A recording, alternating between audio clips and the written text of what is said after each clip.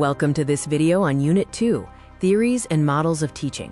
We will be exploring the foundational concepts and specific models of instruction, focusing on the work of Herbart, Oliver, Ausubel, and Suchman.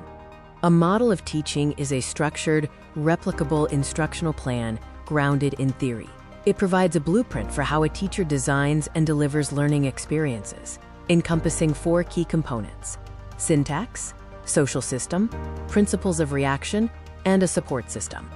In this video, we will study 4 distinct models: Herbart's theory of instruction, Oliver's jurisprudential inquiry, Ausubel's advance organizer, and Suchman's inquiry training. Each offers a unique approach to facilitating student learning. We begin with Model 1, Herbart's theory of instruction. Johann Friedrich Herbart, a German philosopher and psychologist, developed the well-known 5 formal steps of teaching to provide a scientific structure to instruction. Known as the father of scientific pedagogy, Herbart believed teaching should be based on psychological principles rather than mere intuition. Central to his approach is the theory of apperception, which emphasizes connecting new ideas to a learner's existing, quote, apperceptive mass. Herbart's 5 formal steps follow a specific sequence: preparation, presentation, association, generalization, and application. A helpful way to remember this is the mnemonic PPAGA. To see this in action, let's apply the steps to teaching photosynthesis. We start by arousing curiosity, present the concept with diagrams, associate it with human respiration, generalize the principle, and finally apply it by explaining why plants wilt in the dark. Herbart's model brought systemic structure to education and emphasizes learner motivation. However, its limitations include being somewhat rigid, teacher-centered, and potentially ignoring individual student differences. Next, we move to Model 2, Oliver's jurisprudential inquiry. Developed in the 1960s at Harvard, this model trains students to reason through public issues, much like a judge or a lawyer would in a court of law. This model belongs to the social family of teaching. Students analyze cases by identifying value conflicts, establishing a firm stance, and then refining that position with necessary qualifications or exceptions.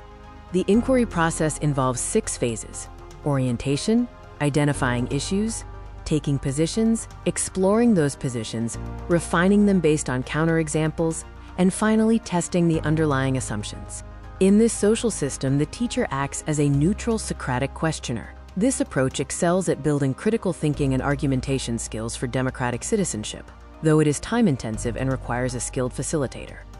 Now, let's look at Model 3, Ausubel's advance organizer. This model focuses on making expository teaching more meaningful by helping students bridge the gap between their current knowledge and new content.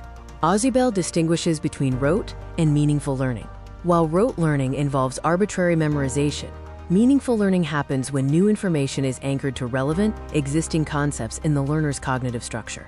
Finally, key to this model is subsumption, anchoring new ideas under broader concepts. Teachers provide an advance organizer before the lesson to act as a conceptual bridge, using either expository or comparative organizers depending on the student's prior knowledge.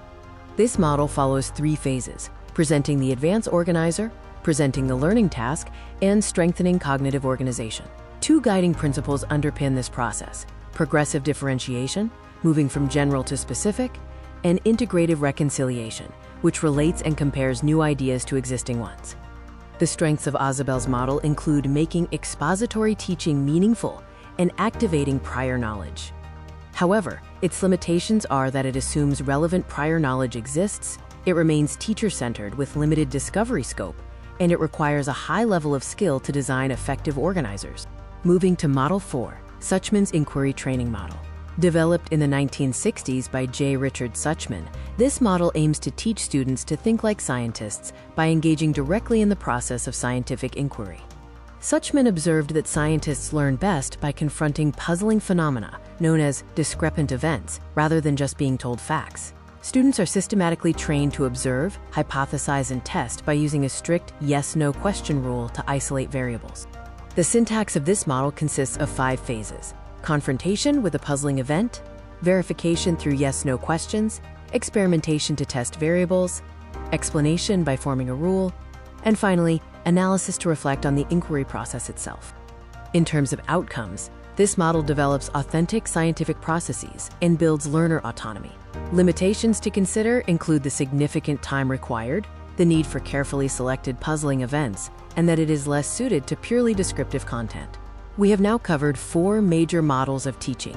Each offers a different pedagogical lens, from Herbart's structured instruction and Oliver's social inquiry to Ausubel's cognitive bridges and Suchman's scientific exploration.